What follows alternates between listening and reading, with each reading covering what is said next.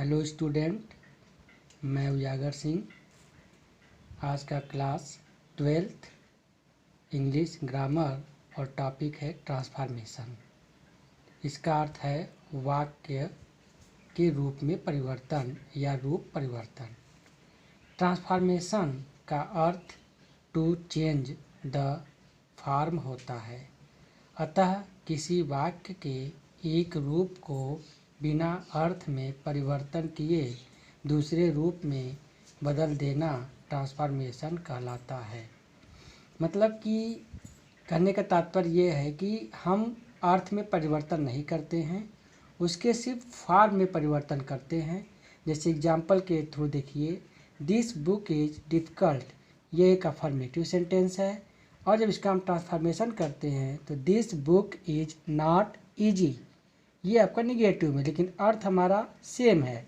यहाँ अर्थ है this book is difficult, यह किताब कठिन है। और यहाँ इसका अर्थ ट्रांसफॉर्मेशन में होगा this book is not easy, यह किताब आसान नहीं है।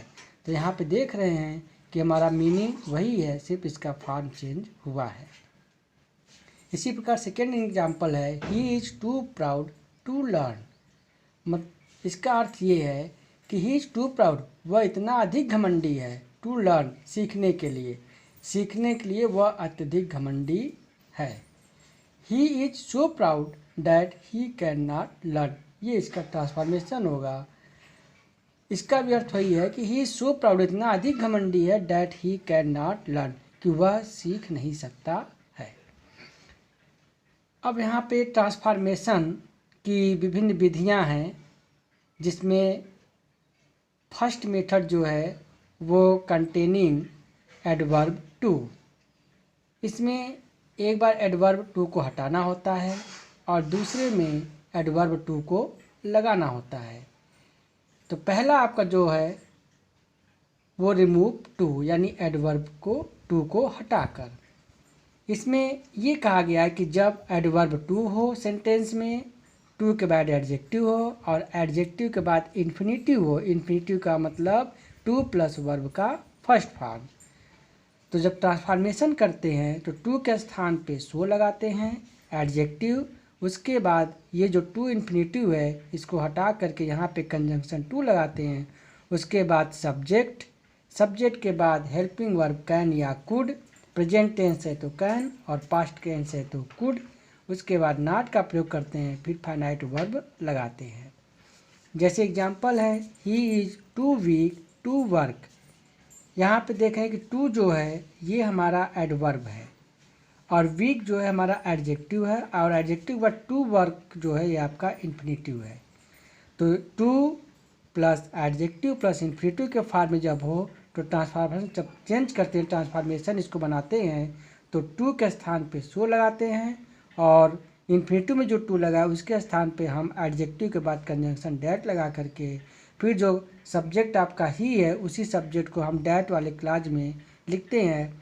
और फिर वर्ब आपका इज है तो यहाँ कैन का प्रयोग करेंगे, नॉट कैन उसके बाद नॉट लगाएंगे, फिर फाइनाइट वर्ब। तो हो जाएगा he is so weak that he can not run, वह इतना कमज़ोर है कि ही कैन नॉट रन, वह दौड़ नहीं सकता है।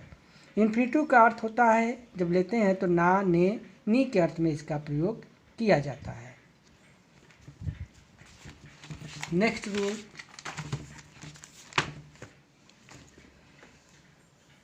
या नेक्स्ट एग्जांपल देखिए, he was too old to run. Too old, वह इतना अधिक वृद्ध है, टू रन दौड़ने के लिए, वह दौड़ने के लिए बहुत अधिक वृद्ध था।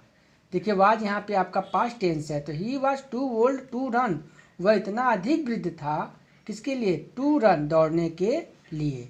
तो जब इसका हम ट्रांसफॉर्मेशन करेंगे टू के स्थान पे सो लगाइएगा। इस इन्फिनेटिव में टू जो लगा हुआ है इसको हटा करके एडजेक्टिव के बाद कंजंक्शन डैट का प्रयोग करेंगे और जो सब्जेक्ट आपका यहाँ पे है टू वाले क्लास में वही सब्जेक्ट आप डैट के बाद वाले वाक्य में लिखेंगे। उसके बाद वाज है तो यहाँ पे कुड का प्रयोग करेंगे, फिर नॉट रन। तो he was so old that he could not run, वह इतना अधिक कम वृद्ध था डैट की ही कुड नॉट रन, वह दौड़ नहीं सकता था, सकेगा। ही the house is too costly to be purchased. The house, वह घर, इज टू कॉस्टली, इतना अधिक महंगा है, टू बी परचेज, बेचने के लिए या परचेज खरीदना, तो वह घर जो है खरीदने के लिए बहुत अधिक महंगा है।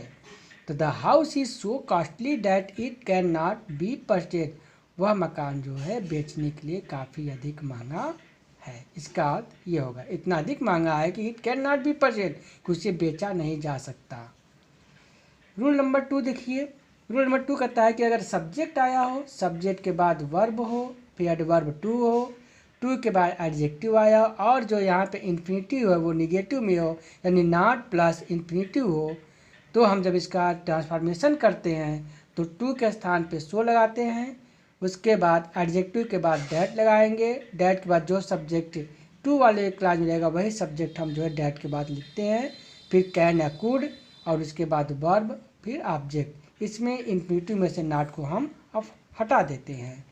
जैसे he is too intelligent not to solve, तो देखिए यहाँ टू लगा हुआ है, टू के बाद जो इन्फिनिटिव है ये आपका निगेटिव है, तो इसका ट्रांसफॉर्मेशन करेंगे तो इस टू के स्थान पे शो कर दीजिएगा और इंटेलिजेंस, फिर एडजेक्टिव डैट एडजेक्टिव इंटेलिजेंस है, कंजंक्शन डैट लगेगा, फिर जो सब्जेक्ट ही यहाँ पर है उसी सब्जेक्ट का प्रयोग हम ही यहाँ पे भी करेंगे, और वर्ब हमारा प्रेजेंट टेंस है तो ही के सब बाद हम कैन, हेल्पिंग वर्ब, फिर सॉल्व ऑल द प्रॉब्लम्स।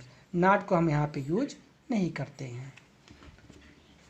देखिए रूल नंबर 3, यदि वाक्य में सब्जेक्ट इट या बेजानदार वस्तु, बेजानदार मतलब अगर लिविंग थिंग्स भी है, अगर वस्तु में आता है या नॉन लिविंग थिंग्स है तो, या सब्जेक्ट इट हो और उसके साथ साथ वाक्य में अगर फार्मी आया हो तो फार्मी को जब हम ट्रांसफॉर्मेशन करते हैं तो आई में बदल देते हैं, फार हिम को हम ही में बदल देते हैं, फार अस को वी में बदल देते हैं, फार देम को दे में बदल देते हैं। For the example the tree is too high for me to climb. जैसे यहाँ देखिए द ट्री, ये आपका लिविंग थिंग्स है, लेकिन इसके लिए जो हम प्रोनाउन यूज करते हैं वो इट का प्रयोग करते हैं सब्जेक्ट के रूप में।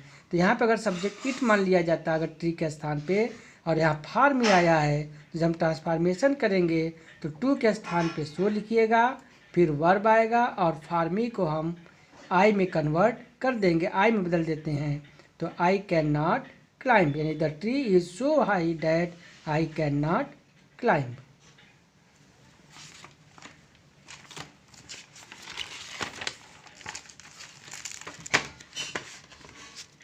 अब प्यारे स्टूडेंट, अब यहाँ पे आप लोगों के लिए कुछ एक्सरसाइज है जो आप प्रयास करेंगे सॉल्व करने का। और ये जो एक्सरसाइज है एडवर्ब टू, यानी आपको रिमूविंग करना है एडवर्ब टू को, और जो नियम आपको बताया गया उसी नियम के आधार पे यहाँ सब है।